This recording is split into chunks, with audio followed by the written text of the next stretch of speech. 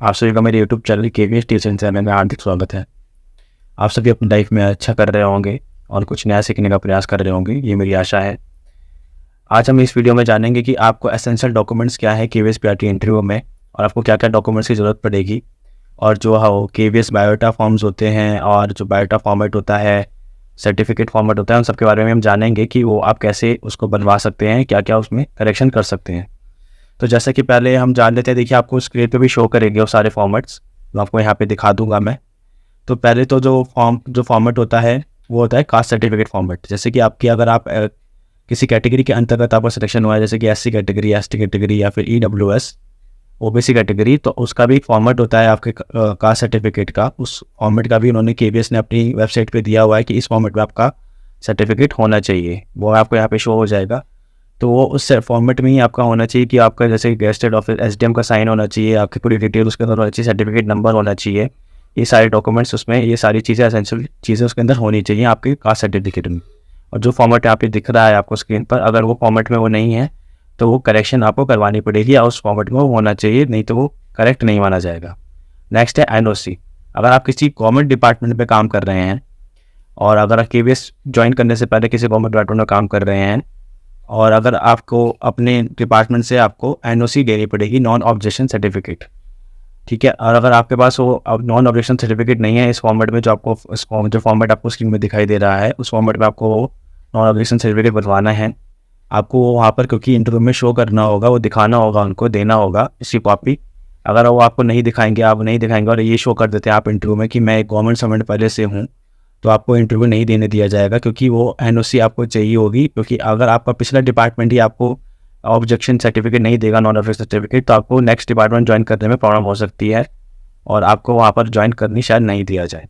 तो इसलिए आपको नॉन एनओसी भी इस फॉर्मेट में बनवाना है। उसके बाद है पीएस सर्टिफिकेट। अगर जो पर्सन पीएस कैटेगरी के अंदर जिन्होंने ज्वाइन किया है या आप इंटरव्यू दे रहे हैं पीआरटी इंटरव्यू, तो उनका भी इस फॉर्मेट के अंदर ही आपका पीएस सर्टिफिकेट होना चाहिए।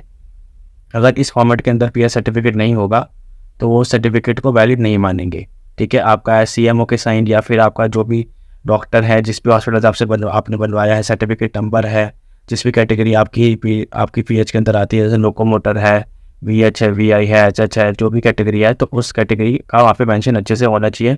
जितनी परसेंटेज की आपकी डिसेबिलिटी है वो वहाँ पे मेंशन होनी चाहिए, ठीक है। अगर वो अच्छे से मेंशन नहीं है उस सर्टिफिकेट के अंदर, तो वो उसको वैलिड नहीं मानेंगे और आपको उस कैटेगरी के अंदर वो आपको इंटरव्यू देने नहीं दिया जाएगा और सिलेक्शन नहीं होगा, ठीक है। उसके बाद आपका आता है जो आपके एसेंशियल डॉक्यूमेंट्स हैं, ठीक है। बायोडाटा फॉर्मेट में टेक्स्ट जो है, जैसे हमारा बायोडाटा फॉर्म है, ठीक है, वो भी आपको यहाँ पे शो हो जाएगा कि आपको जो अपना शॉर्ट इंट्रोडक्शन लिखना है, सेल्फ इंट्रोडक्शन, ठीक है। हॉबीज़ लिखनी है, आपको अपनी सारी जो क्वालिफिकेशन बतानी है, 10+2 की, आप अगर आपने ग्रेजुएशन किया है वो जो भी आप मेंशन करना चाहते हैं, पीजी किया है, ठीक है। और अगर आपने डीएलएड किया है, बीएड किया है, वो भी आपको वहाँ पे मेंशन करनी है, उसकी परसेंटेज मेंशन करनी है, जिसको देख के वो आपसे क्वेश्चन पूछेंगे।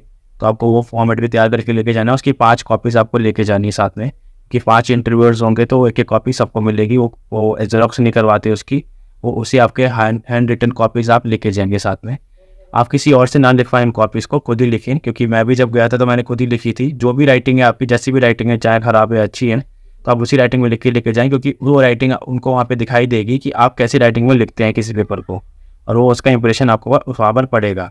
और वो पूछ भी सकते हैं कि ये आपने लिखा है। अगर आप ये कह देंगे कि नहीं मैंने लिखा नहीं है, मैंने किसी अच्छी राइटिंग वाले पर्सन से लिखवाया है, तो उसका दुष्प्रभाव आपके इंटरव्यू में पड़ सकता है। तो आप जो बायोडाटा फॉर्म और जो सर्टिफिकेट्स भरेंगे वो आप खुद ही भर के लेके जाएँ, और वो सारी कॉपीज़ खुद ही भर के वहाँ पर उनको प्रेजेंट करें, ठीक है। वहाँ पे नेक्स्ट आपका आता है एसेंशियल डॉक्यूमेंट्स, जैसे कि 10th का आपकी सर्टिफिकेट होगा, आपका +2 का सर्टिफिकेट होगा, और आपका अगर आपने डीएलएड किया है, ठीक है, पीआरटी के लिहाज से डीएलएड आपका एलिजिबल है, तो वही आपको लेके जाना है, ठीक है। आपका ग्रेजुएशन अगर आप मेंशन कर रहे हैं, अगर आप बीएड भी एक्स्ट्रा क्वालिफिकेशन भी आप दिखाना चाहते हैं, वैसे मेरी जो सलाह होगी, एडवाइस होगी कि आप एक्स्ट्रा क्वालिफिकेशन वहाँ पे ना दिखाएं, जितनी आपकी क्वालिफिकेशन नीड है उतनी ही दिखाएं। अगर उनकी एक्स्ट्रा क्वालिफिकेशन आप वहाँ पर दिखाएंगे तो उसका दुष्प्रभाव पड़ सकता है, और वो एक्स्ट्रा क्वालिफिकेशन भी आपको क्वेश्चन पूछे जाएंगे। अगर आपने पीजी समझ लीजिए साइंस से किया है, बीएससी से किया है, या अगर पीजी हिस्ट्री से किया है, तो आपसे उसी के रिगार्डिंग क्वेश्चन पूछे जाएंगे। आप पीआरटी से हट के वो उससे क्वेश्चन पूछेंगे, और अगर आपकी नॉलेज उस पर पक्की नहीं है तो उसका आप पर दुष्प्रभाव के इंटरव्यू पड़ सकता है। अगर आप वहाँ पे अपने सब्जेक्ट से ही आंसर नहीं कर पाएंगे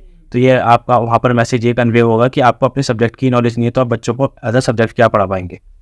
ठीक है, तो आप जो है एसेंशियल डॉक्यूमेंट्स 10+2 के डॉक्यूमेंट्स, ठीक है, और आपका DLED का डॉक्यूमेंट जो है, DLED के डिप्लोमा सर्टिफिकेट्स, सीटेट सर्टिफिकेट्स, ये सारे सर्टिफिकेट्स एसेंशियल लेके जाएँ। और इसमें आपकी किसी भी डॉक्यूमेंट में आपके फादर नेम, मदर नेम, आपके एड्रेस में और आपके नेम में करेक्शन, जो आपकी नेम में मिस्टेक नहीं होनी चाहिए। ठीक है, और अगर नेम में मिस्टेक है तो अगर उसको आप करेक्शन करा लें, करेक्शन नहीं का हो पा रहा है तो आप उसकी नोटरी से उसको ये नोटरी बनवा लीजिए कि ये जो पर्सन है ये स्पेलिंग का पर्सन, ठीक है, और ये स्पेलिंग जो स्पेलिंग है आपकी सही वाली और गलत वाली, ये दोनों सेम ही पर्सन है, उसकी अंडरटेकिंग आप दे दीजिए।